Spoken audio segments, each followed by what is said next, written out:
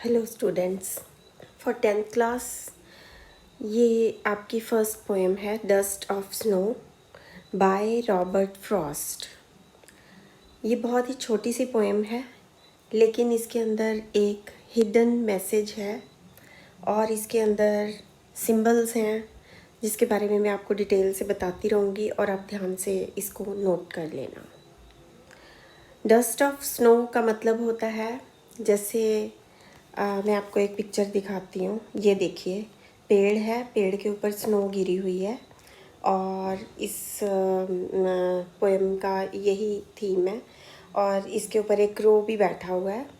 तो इस तरह से डस्ट, ये जो स्नो जब किसी के ऊपर गिर जाएगी, जैसे हल्का सा कुछ भी हिलजुल होगी तो थोड़ी सी धूल की तरह झड़ के किसी व्यक्ति के ऊपर अगर गिर जाएगी तो उसके ऊपर ये पोएम है। This is dust of snow. The way a crow shook down on me, the dust of snow from a hemlock tree, has given my heart a change of mood and saved some part of a day I had rued. कुछ बातें इसमें समझने वाली हैं, बस इतनी ही poem है। एक तो इसके अंदर क्रो है और एक है हेमलॉक ट्री। तो ये जो क्रो और हेमलॉक ट्री हैं, क्रो मीन्स कौवा, हेमलॉक ट्री एक ऐसा पेड़ होता है जिसके ऊपर जो काफ़ी पॉइजनस होता है, यानी कि ये दोनों बुराई के प्रतीक हैं, ईविल के प्रतीक हैं। ईविल मीन्स बुराई। और the way a crow Shuk down on me, मतलब जो पोएट है वो इस तरह के एक पेड़ के नीचे खड़ा था। अब क्रो ने थोड़ी सी हिलजुल की, जैसे कि उसने अपना शेक किया खुद को, जैसे बर्ड्स करते हैं, तो थोड़ी सी स्नो पोएट के ऊपर गिर जाती है जो कि नीचे खड़ा है इस पेड़ के। पेड़ का नाम है hemlock tree. The way a crow Shuk down on me, the dust of snow from a hemlock tree. Hemlock tree के ऊपर से क्रो ने खुद को शेक किया और थोड़ी सी डस्ट स्नो की मेरे ऊपर गिरा दी। अब ये एक नेचुरल फिनोमिना हुआ, लेकिन इसके बाद क्या हुआ? Has given my heart a change of mood. Poet का मूड पहले दिन के, इससे पहले के हिस्से में ख़राब था और अब वो चेंज हो गया एकदम। उसको बहुत ही सुहावना लगा कि पेड़ के नीचे खड़ा हूँ और ऊपर से डस्ट गिर गई। Like it totally changed poet's mood and saved some part of a day I had rued. और कुछ दिन तो उसने र्यू कर दिया था, यानी ख़राब कर दिया था, ये सोच के कि आज का दिन मेरा अच्छा नहीं है और कुछ अच्छा नहीं हुआ होगा। There must be something bad happened to the poet. तो इस पोएम से हमें कुछ सिंबॉलिक चीज़ें भी पता लगती हैं और कुछ और चीज़ें भी मैं बताती हूँ आपको। ये मैंने कुछ नोट्स बनाए हैं, आप भी इनको ध्यान से अपनी कॉपी में नोट कर सकते हो कि time never returns back, good time can be good, time can be bad. Poet का टाइम दिन के समय का काफ़ी बुरा था और अब डस्ट ऑफ स्नो गिरने के बाद अच्छा टाइम आ गया। तो during the first half of the day poet's time was not good according to him, it had spoiled his day. But now when this good thing happened, that a crow shakes dust on him, he feels so good, so light, and this natural phenomena is changes the poet's mood.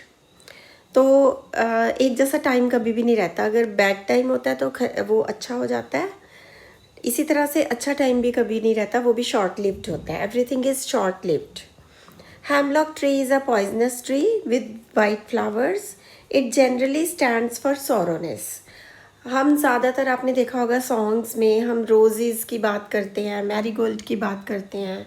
बहुत अच्छी English poems के अंदर जब beautiful चीज़ों को express किया जाना होता है तो हम डैफोडिल्स की बात करते हैं, लेकिन हम जहरीले पेड़ों की बात नहीं करते। बट यहाँ पे पोएट ने why he used this hemlock tree, there is a question. But hemlock tree is a symbol of bad time, sorrow time, sad time of your life, क्योंकि आपकी लाइफ में दोनों ही चीज़ें ज़रूरी हैं, दोनों का बैलेंस होता है. Sometimes you are sad, sometimes you are happy. It is not always that you face roses. जैसे एक कहावत भी है कि life is not a bed of roses. Always roses नहीं होते, ऑलवेज डैफोडिल्स नहीं होते. कई बार हेमलॉक जैसे पेड़ों का भी सामना करना पड़ता है. Simple things can revive your day. एक छोटी सी चीज़ आपके दिन को वापस खुशहाल बना सकती है. ये भी इस पोएम का एक थीम हो सकता है. फर्स्ट एंड थर्ड लाइंस की राइम क्या है पोएम के अंदर, और फोर्थ एंड उससे नेक्स्ट जो लास्ट लाइन है उसका राइम. अब ये राइम के ऊपर क्वेश्चन सभी को आता है, तो मैंने ये समझाने के लिए नीचे एक टेबल बनाया है. द वे अ क्रो, ये हो गया ए. shook down on me, B. The dust of snow, A. Why this is A?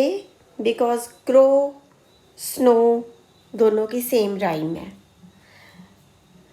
shook down on me from a hemlock tree, same rhyme है, सेम साउंड है.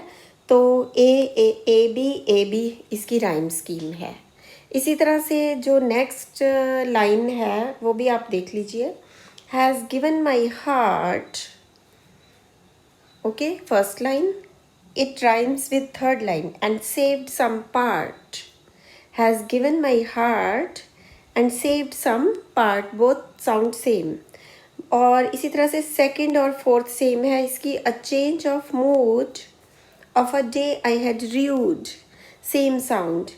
So the rhyme scheme again is A B. So there is a brief summary of this poem in English, because in examination you have to write the central idea or summary of the poem like this. Dust of Snow is a beautiful small poem written by Robert Frost. In this poem, the poet is standing under a hemlock tree and his day is not good. According to this poem, the poet's day is spoiled. But what happens there? A beautiful thing, that there was a crow sitting on the hemlock tree. It shook, and it shook down some dust of snow on the poet's shoulders. That thing sounds to be very beautiful, and it seemed very good to the poet. It lightened his heart and it changed his mood. So in this way he changes his rest of the day, because first part of the day was spoiled and now he can enjoy his day. So everything is a short-lived thing. Like sometimes we feel happy, sometimes we feel sad. Crow and hemlock tree both here represent sadness, and the dust of snow and changing of poet's mood represent happiness. So in this short poem, the poet expresses both of his feelings. Thanks.